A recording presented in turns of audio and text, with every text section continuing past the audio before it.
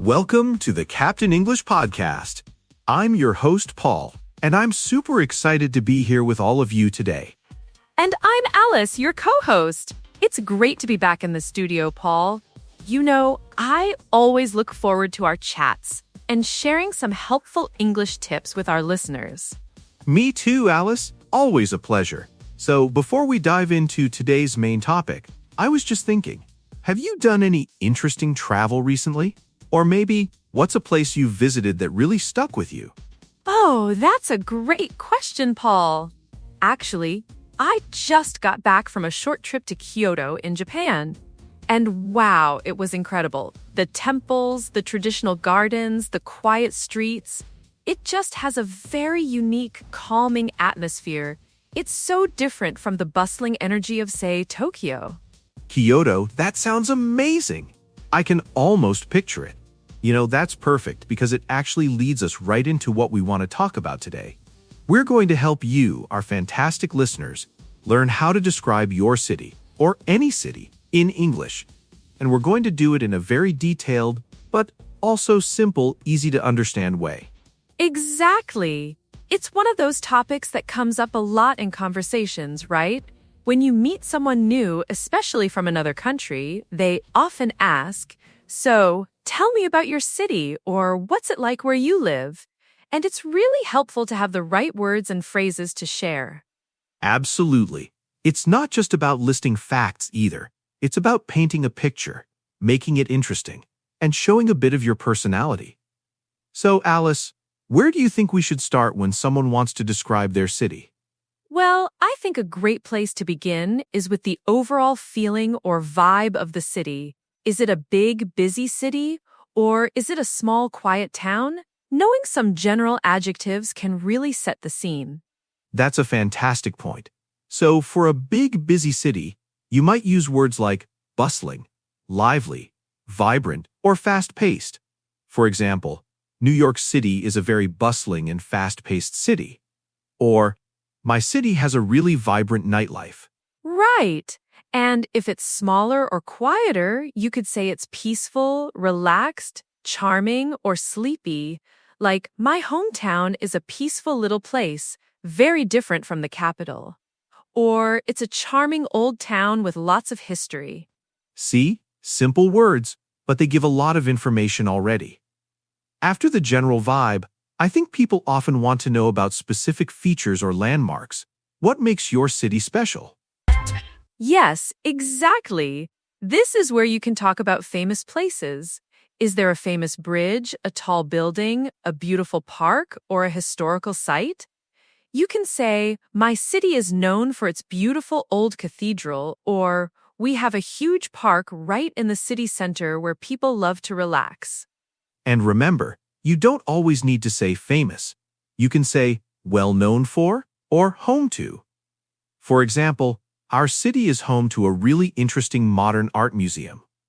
Or, it's well known for its delicious street food market. Oh, food. That's always a big one, Paul. When people ask about a city, food is almost always part of the conversation. What kind of food can you find there? Is there a special local dish?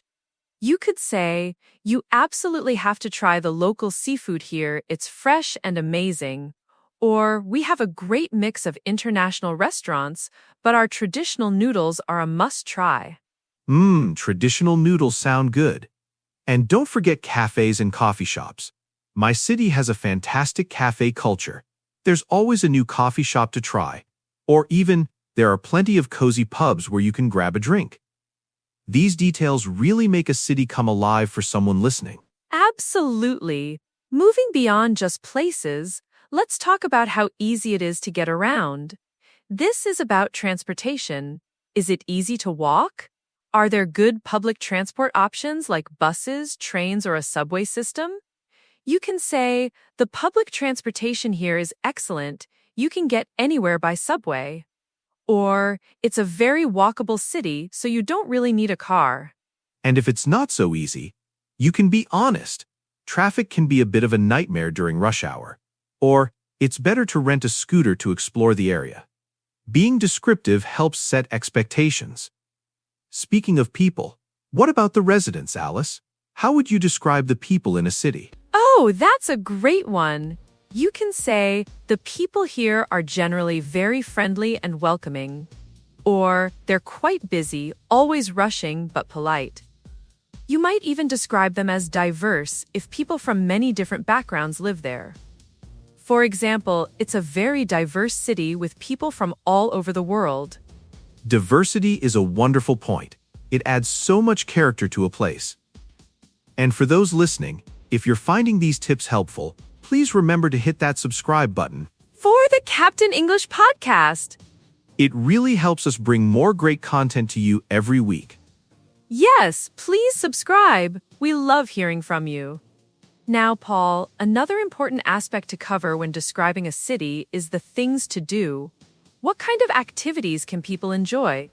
Oh, this is where you can really show off your city's appeal. You can talk about cultural activities. There are always interesting art exhibitions and concerts happening. Or outdoor activities. You can go hiking in the nearby mountains, or the beaches are perfect for swimming and sunbathing. Exactly. Don't forget shopping. It's a shopper's paradise with big malls and charming local boutiques. Or, for history buffs, there are many historical sites and museums to explore. Think about what kind of person would enjoy your city and what they would do there.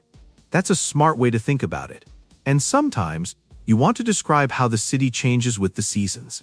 In spring, the cherry blossoms are incredible, or winters here can be quite cold and snowy, but the city looks beautiful under a blanket of white. That's a more advanced detail, but a really great one to add, Paul. It shows a deeper understanding and paints an even richer picture. Also, when you're describing, try to use words that appeal to the senses. Not just what you see, but what you hear, smell, and even taste. Oh, I love that. Give us an example, Alice. Okay, so instead of just saying the market is busy, you could say the market is a symphony of sounds with vendors calling out and the smell of fresh spices filling the air. Or you can hear the gentle waves crashing on the shore. These details make your description much more vivid. That's fantastic advice. It moves beyond just factual information and really pulls the listener in. So, to recap some of the key points for our listeners. First, start with the general vibe or atmosphere. Is it bustling, peaceful, vibrant? Use adjectives that set the mood. Second, talk about specific landmarks or features that make your city unique. What is it known for? Third, mention the food. Local dishes, international cuisine, cafes. People always want to know what to eat. Fourth, describe the transportation. Is it easy to get around? What are the best ways to travel? Fifth, talk about the people. Are they friendly, diverse, busy? What's the general character of the residents? Sixth, list activities and things to do. What can visitors enjoy? Cultural events, outdoor adventures, shopping? And finally, try to incorporate sensory details. What does it sound like, smell like, feel like? Make your description come alive. Excellent summary, Alice. And remember, you don't have to use every single one of these points every time. Pick the ones that are most relevant to your city and the conversation. Practice describing your city to yourself, to a friend, or even record yourself speaking. That's a fantastic idea, Paul. The more you practice, the more natural it will become. And don't be afraid to use simple language at first. As you get more comfortable, you can add more complex vocabulary and sentence structures. Exactly. Start simple, build confidence, and then expand. It's all about communication and making a connection. We hope this episode has given you some great tools to talk about your city with confidence and flair. I really think it has. It's so important to be able to share a little piece of your world with others. Thank you so much for joining us on the Captain English podcast today. We've loved sharing these tips with you. Yes, thank you for tuning in. Don't forget to subscribe, leave us a review, and tell your friends about Captain English. We'll be back next time with more practical English lessons. Until then, keep practicing, keep learning, and keep speaking English. Bye for now.